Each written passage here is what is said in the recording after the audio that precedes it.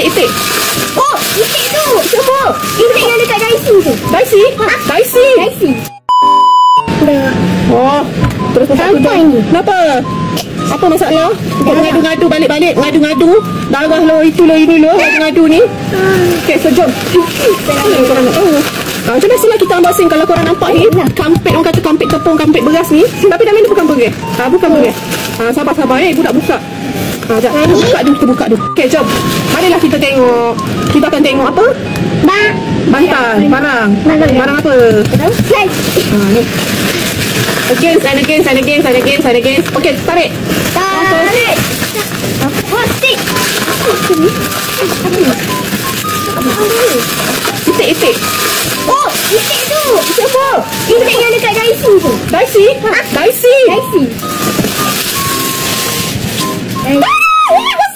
Besarnya.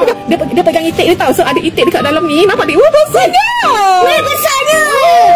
Bestnya. Ya Allah. Macam bau kacang. Bau kacang. Weh, ya Allah. Besarnya. Rambut dia. Besarnya. Ada rambut lah. Ya, ada rambut dia. Besarnya Stitch ni. Kurang. Free gift. Dia memang dia pegang ni, dia peluk ni, dia peluk dog ni. Nampak ni? Besar. Sedap peluk orang kata ni. Ni sedap peluk, memang sedap peluk. Sabar. Korang dah buka zip ni zip ni ada dia punya barang-barang macam gebu-gebu. So berapa dia punya berapa cm ni? Ini adalah 80 cm. Memang besar. Memang best kalau nak peluk anak korang best peluk-peluk kan. Boleh kalau nak peluk ni pun boleh. Nak peluk ni pun boleh. Tapi benda ni dekat dalam ni. Dia pun peluk juga benda Allah ni. Nampak tak? Comel korang. Comel sangat ni. Allah, masya-Allah. Cuba korang peluk. Gebu tak? Siap peluk ni. Gebu tak? Gebu kan? Best tak? Best. Ni gebu. Okay, kalau korang nak cari, sebab kalau beli kat luar dia mahal tu korang. Tak tahu lah dia punya mahal tu.